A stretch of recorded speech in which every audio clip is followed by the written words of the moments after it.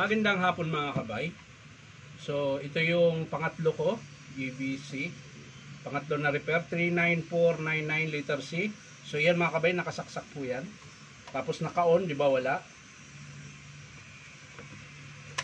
Wala po siyang power. Ayan. So titignan natin mga kabay. Bubuksan po natin. So yan po mga kabay. Nabuksan ko na po yung screw. Ayan. So syempre ganun din ulit. Unahin natin dito sa may cord. Ayan. At kakalasin natin yung kanyang cord.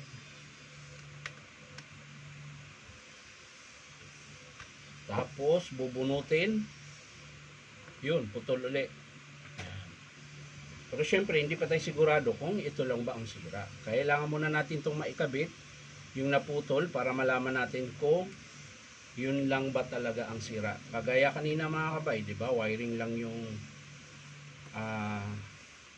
dapat. Kaso lang, nung dinugtong ko na siya, so, ayun may putol pa ulit. Oh. Buti na napansin ko, dalawa pala ang putol mga kabay. Oh. Ayun, meron pa dito pumuputok. Ayan. So yung sinundan nito mga kabay, yung letter B, dapat wiring lang ang sira noon dahil dinugtong ko po. Ang problema, meron din palang tama sa kanyang element. Ayan. Kaya po hindi lang wiring. So ito mga kabay, susubukan natin. Lain natin ulit, baka may putol pa. So wala na. So kakabit natin ito mga kabay, balik natin. Ayan, hihigpitan lang po natin na maigi. Ayan, ganun din po sa kabila.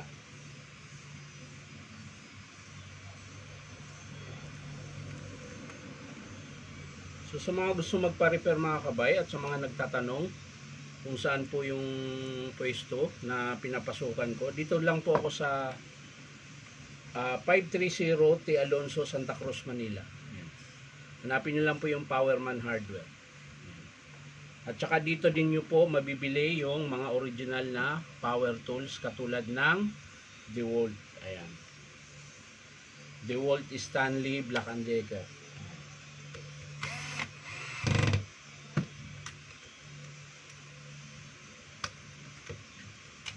So yan mga kabay, bago natin isara, testing natin ulit.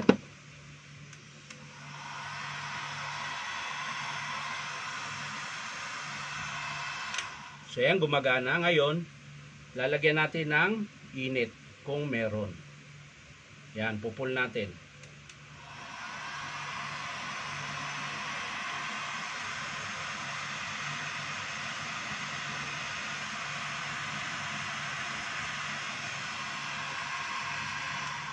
So yan mga kabay, wiring lang po yung sira niya.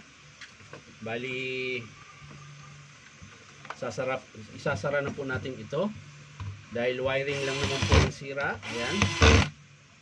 So saglit lang natin na repair ang pangatlo na estimate. Ayan. So ayan mga kabay, maraming salamat po sa panunood at palike and share na rin po. At syempre dahil wiring lang ito, ayun, so yun na namang letter D. Ay, E, B, C, D, E. Letter E pala. So yan lang mga kabay, maraming salamat. Bye-bye.